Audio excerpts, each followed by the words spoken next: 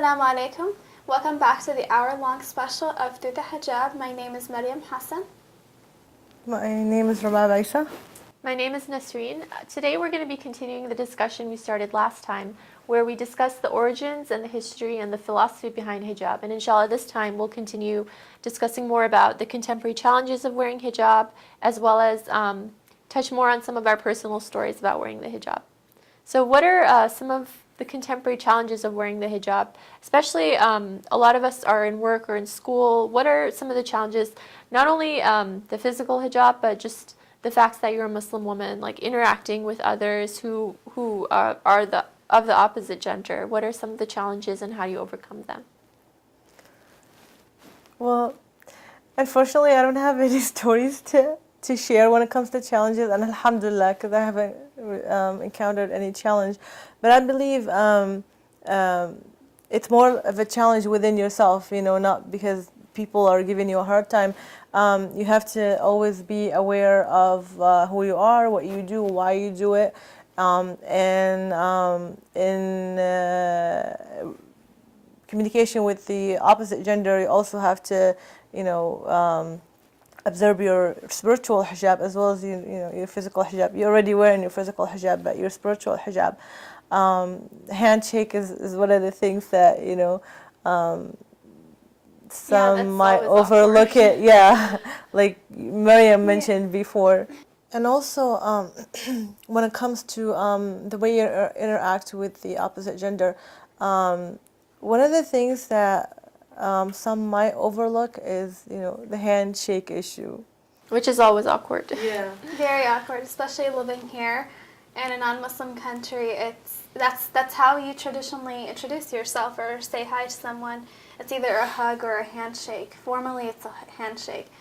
Sometimes you have to teach others about your customs and your values, and that, especially for example, for me, at school, at anywhere public. Job interview. Yes, very important. Absolutely. Yeah. And I feel like a lot of people, we tend to, sometimes I speak to myself before others, we tend to want to compromise our hijab for the sake of, pleasing others or getting rid of problems.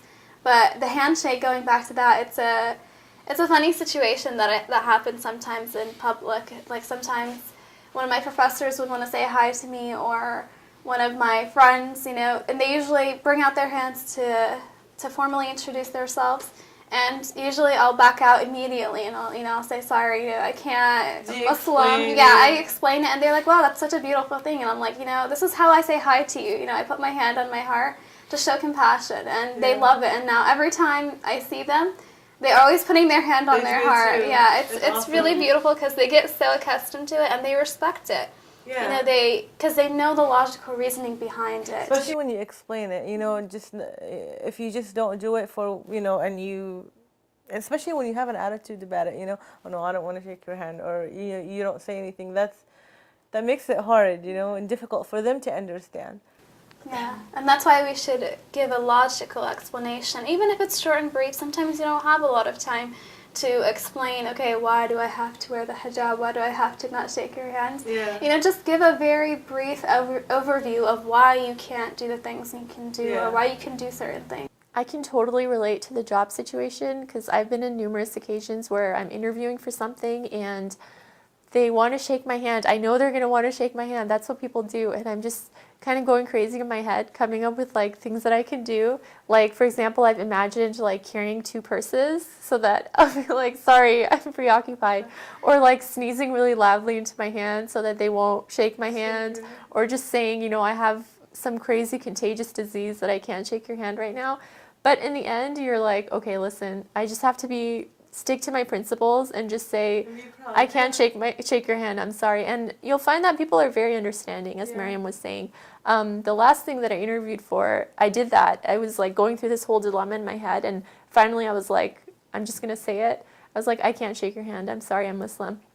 And he was really nice about it. He's like, okay, I understand, that's fine. And I ended up getting it. So, there you go. You don't have to be worried that that's not the reason you're not going to get the job or the internship or something.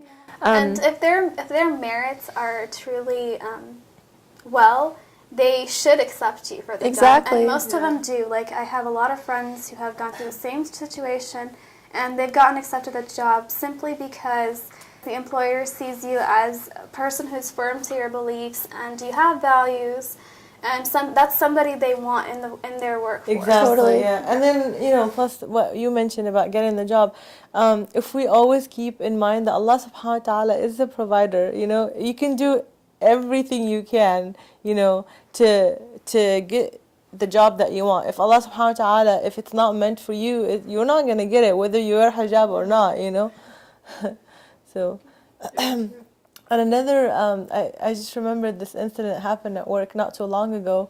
We had a new manager in one of the departments, and he wanted to meet with everybody to get to know everybody. And I was, saying this is, I guess this is the very first meeting that we, official meeting that we had at work, where I, since I started wearing a hijab, we don't really have a lot of official meetings. So anyway, I was telling myself, I'm not gonna even try to think about this. I'm not gonna shake his hand before I come up to him. I'm going to explain myself, not just wait until the last minute and make him feel, embarrassed or weird or awkward, So what happens? He actually. We walked into the conference room, and before everything started, he said that, I'm sorry, I can't shake anybody's hand because he had this, he was going through something and he was sick. So he explained it's the same concept, but different people doing it, Mm-hmm. So if you explain yourself, everybody was like, oh, okay, And they all understood. No one, yeah. was wrong. And then just for me, I brought this up because it really gave me, I don't know, I was actually happy about it, and not because I didn't have to shake his hand, no, because, I'm training people who, knew me from before, that, now I'm improving myself, I'm working more on myself, where I reached this point in my life where, things are going to be different for me, and I'm training people to the new life that I, embraced, not the usual new life, but, embraced the hijab itself, that I don't shake your hand anymore, and so for me, there, certain people I have to kind of prepare them to the idea, and the way I prepare them, I guess, to tell them up front, before even say, like, you're walking up to the person, you're like, I'm not shaking your hand, this is my handshake. I think it's really respectful. Like, once you have principles, like, people really respect that. You have an identity and you're sticking to it. Like, that's great. I would say in our society where everyone's becoming so homogenous, that's absolutely refreshing that there's someone who has an identity that they're sticking to.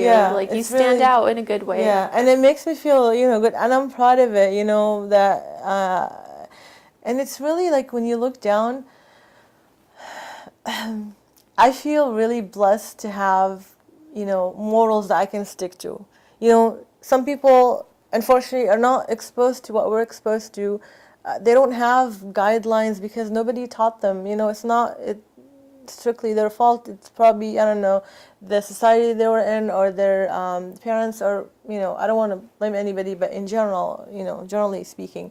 So, for us to have, like, we have morals, we have rules, we know the rules to follow, we have things to hold on to, against, so we won't, kind of, it to protect us, to stay, the way Allah subhanahu wa ta'ala wants us to stay.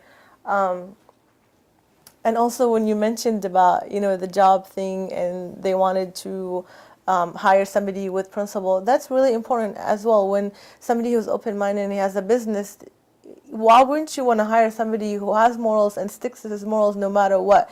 I don't change, I'm not going to lie, I'm not going to steal, all this stuff. You want somebody who is like that, And when they do hire you, later on they're going to think, okay, this person is going to do a great job because I've seen them. And actually it takes, I heard in most studies, scientifically proven, that it takes 15 seconds for a person to judge you.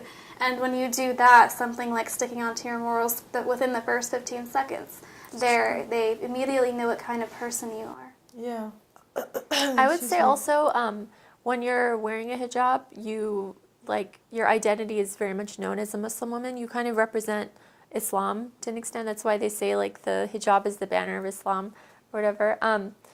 Like I feel like that's really empowering because you can show like your intelligence, you can show your you know your compassion for others, you can show all these great things, and by doing it people look at you, they see, oh, a Muslim who's doing that and is smart and is like kind, you know, etc. They'll automatically associate your actions with Islam. So there's a powerful opportunity there to just give a very positive representation of Islam. It's something we should really embrace, like realize the role that we play. Yeah, and be really preachers, even silent, you know, you don't have to go out and verbally speak, just be silent preachers, you know. And I'm not saying, you know, your mission should only be to bring people to Islam. No, it's not, this is not the, I mean, it's good to do that too, but also the way you represent it, you invite people without even saying a word sometimes, you know, by being honest, and also the other good things. And you change the misconception that Muslim women are oppressed just by your very fact of existence, of you not being oppressed, of you like showing that you can engage in dialogue with others and you know what you're talking about, and you know, you care about society, you care about humanity and your fellow, you know, human being. That does a lot, I think. Yeah. Do you any of you think that the hijab, the physical hijab, is that an obstacle for you to get a job, or for you to, is it an obstacle in any way for you to get anything, to gain anything, do you think? It might be sometimes. It really depends on the society you're in or the community, and also the person, the company. But I mean, for me, like I said before, Allah subhanahu wa ta'ala is the provider. If that job is meant for you, if Allah subhanahu wa ta'ala wants you to get it, you will get it regardless of, you know, of what. So it's not, it could be sometimes, I've heard stories where some women did not get a job because of their hijab, and where other women, and sadly, and you know, this breaks my heart when I hear this, that a woman is willing to take off her hijab just to go to a job interview and get a job, and once she gets the job, she puts the hijab back on. I mean, this is... Don't you think the employer would be very confused by that? Not only that, I think it happened where, I think she got, like, it was the second interview, and the second interview, the employer was kind of surprised, and of course, you know, they weren't with the idea of hijab. So she didn't get a job, but at first they gave her the impression that she did have the job, but then they asked her for a second interview. I know of very many instances like that where women here in the U.S. tend to take off their hijab just to get a job interview, or just to get a job, unfortunately. But in regards to that, how do you think here in the U.S. women are, how do you think they're objectified? For example, the media, if we bring in the media regarding hijab and how women are mistreated. I would say if you're like going into a job interview and you're taking off the hijab, let's say because you want to kind of like get by the interview on your like attractiveness, then you'll never know if you actually got the job because you were qualified for the job or because they thought you were attractive. Like you'll always have this like lingering doubt in your mind about the reasons you're there. And this just feeds like this sense of like insecurity that women get in society because they're being forced to compete with other women or be judged based on their appearance, or like always keep up with the latest fashions and stuff. And there's nothing wrong with that, but if you're becoming like kind of like a slave to it, there's a problem. If like everything, if you make everything about your appearance, then that's, I mean, like it's a very insecure way to live. It's like the hijab secures the woman in a sense, I think. It's a very moderate way of keeping your beauty. Unfortunately here, I don't know if you've observed, but in many of the advertisements and many of the commercials, all you see is women, beautiful women in very little clothing, advertising for the most obscene things. For example, things that don't even relate to women, like cars and food, and it's crazy how women are objectified. And you know, sadly, I mean, and I hate to put it down this way, but women are actually being used. If you really look at it, you are being used, when you're advertising for something like that. I mean, the fame might feel good, and all that, but you are being used. That's the bottom line. And the media plays a huge part in this. And media sometimes, and not sometimes, media tend to control the minds, and that's why, they do the advertisement, because they want to control your mind. They want you to buy their stuff. And unfortunately, a lot of us gave in and give in to the media. But there's so many other like subtle negative consequences of something like this. There's so many young girls who develop eating disorders because they can't achieve this impossible ideal of physical beauty that's been photoshopped. Nobody looks that way.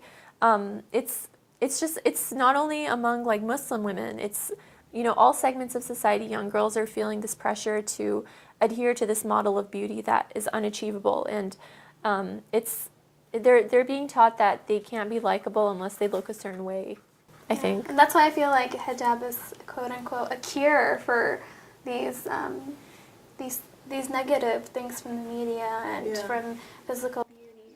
Yeah, like basically you're saying, I don't follow your rules, I don't set trends, I don't follow trends, I set them, like that saying. And I don't follow the rules that you create for me. I create my own rules. I follow the rules of Allah subhanahu wa ta'ala.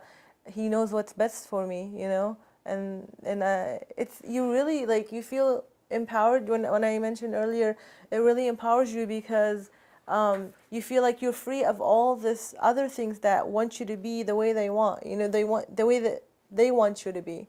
So you own yourself, You're free to show your intelligence, show the knowledge that you have, share the knowledge that you have, and still, still look decent.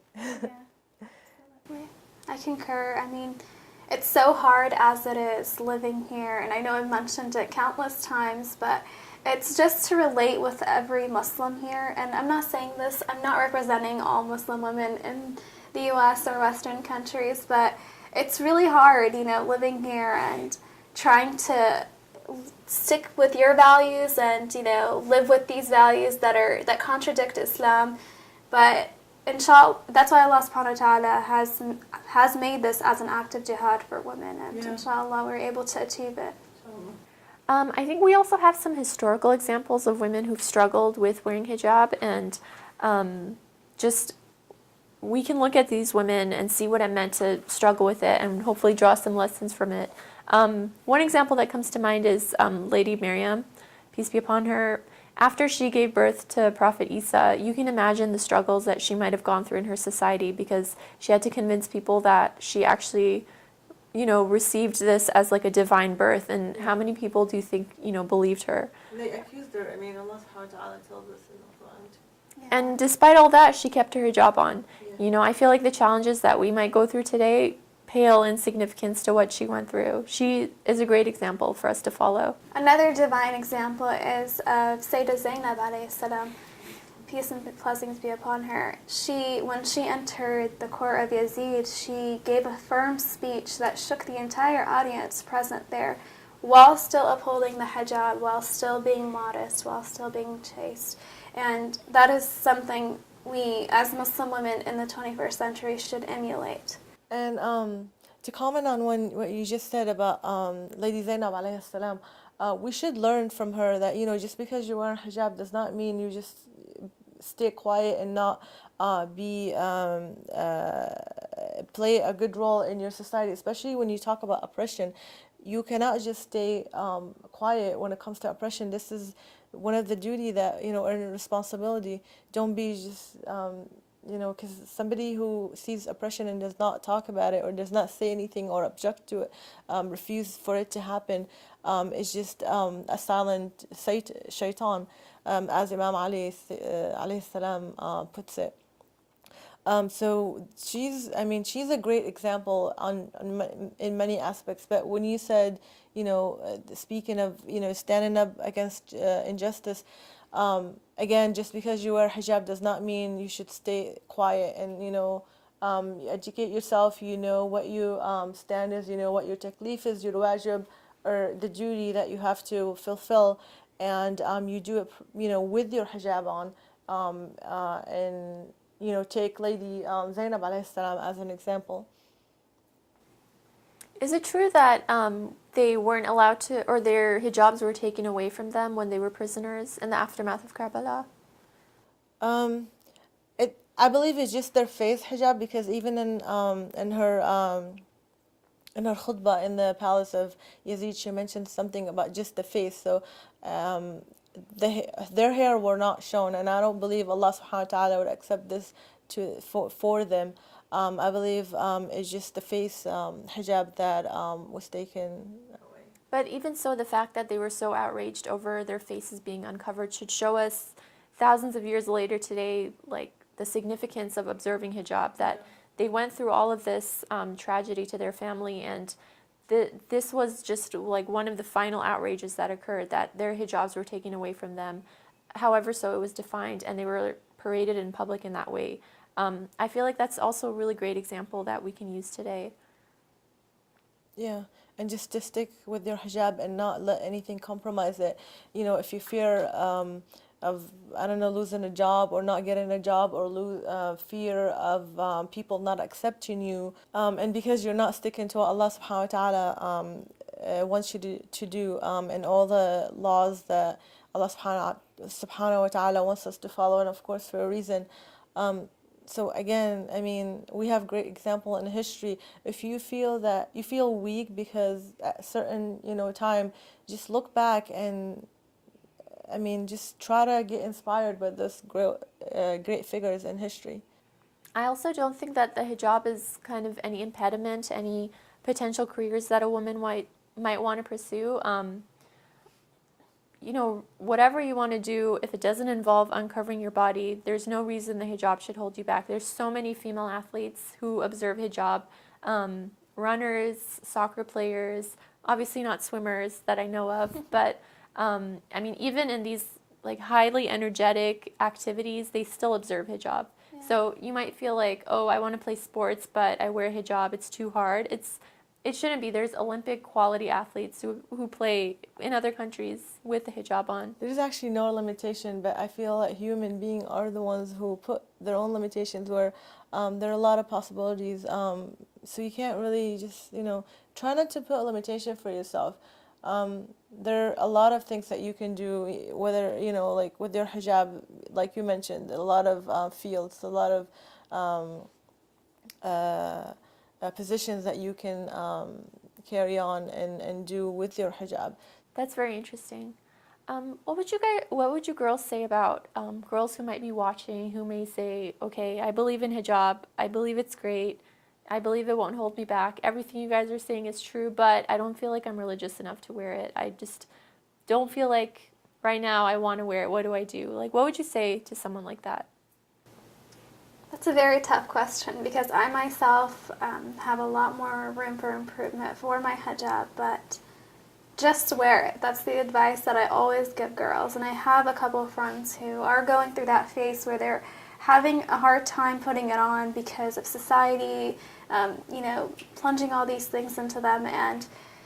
But just wear it and see how you feel and embrace it. And it's not the easiest thing in the world, but the feeling you get out of wearing a hijab, which I'm sure we share that feeling, is beyond amazing, because the level of respect you get from people, and like you mentioned before, the body language that others give you when you're interacting with them is different. Everything is just different with the hijab. I feel like it's kind of like our glasses to the world. We see it much more clearly.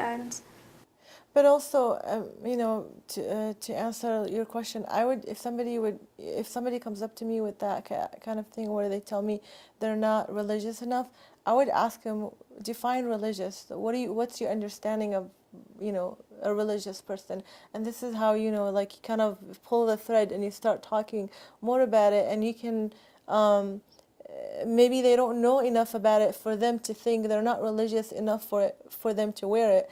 But, I mean, I don't know. I always thought the more you know, the more you understand. When you understand, it really helps you it changes your mind. You know, sometimes a single word, you'll be having a conversation with somebody or listening to a debate or something, and a single word can really change the way you think, you know.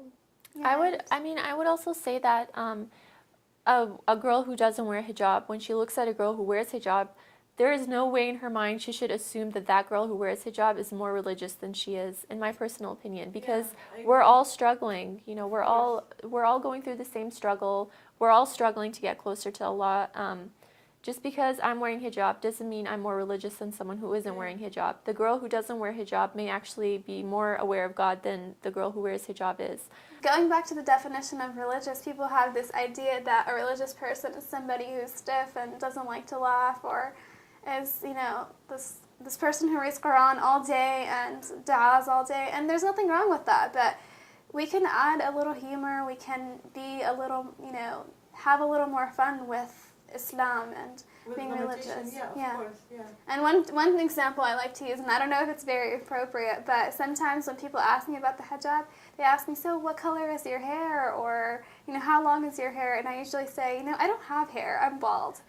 And, you know, this is when they already think you're bald anyway. Yeah, so this just arouses, you know, more conversation, and it makes the conversation more subtle. Yeah, and you'd be like, oh, this person actually laughs. She has a sense of humor. A sense of humor, and they usually relate more with you like that. And I don't know if it's a very appropriate thing to, but I do it all the time just to, of course, with appropriate people, with like my peers, and usually they feel more comfortable asking me about questions about the hijab, and I'm like, okay, I'm just joking. I have hair, but this is why, you know, I lay down the laws after I kind of crack a joke. Business. Yeah. So. And I mean, unfortunately, there is this idea that a religious person should look a certain way, should not smile, you know. But if you go back to the tradition of the Prophet and Ahl al-Bayt, alayhim salam, the Prophet was always smiling, even if he was, you know, when he was sad, he was always smiling, and Imam Ali as well. So I don't know where this whole thing came from, that, you know, we should always have a frown on your face or a straight face just because you're religious, and this is, you know, this is your your frown identify that you're religious. I don't know where this came from. And these are all characteristics of a religious person that are completely false. Yeah. I would also say we're really blessed because it's not that difficult to observe hijab in our society. Most people are accustomed to women wearing it. There's certain parts of the world where you're banned from wearing it in government jobs or in government schools. So we should count our lucky stars that we don't live in a place like that. Although it could be difficult, there's certainly no kind of limitations on us the way there are on other people. So we should take this as a blessing, hopefully. Yeah, in my opinion, I personally think it's better as a Muslim to live here in a non-Muslim country, better than to live in the Middle East, for example, where there's so many Muslims and it's populated. Just because everyone is Muslim there, or the majority of everyone is Muslim there. And I feel like the traditions the Islamic traditions are being diluted amongst the people because everyone practices it, it's the norm. And I feel like here in the U.S. there's not too many Muslims. There is a large number of Muslims, but it's not too many where it dominates the country. And I feel it's more rewarding being a Muslim here because I just feel more of a Muslim here than I do in Middle Eastern countries. That's just my opinion because I'm able to practice my religion and, you know, wear it proudly. Mm-hmm. Well, thank you ladies for your input. I guess that wraps up our show. Thank you all for watching. Wassalamu alaikum wa rahmatullahi wa barakatuh. Assalamu alaikum.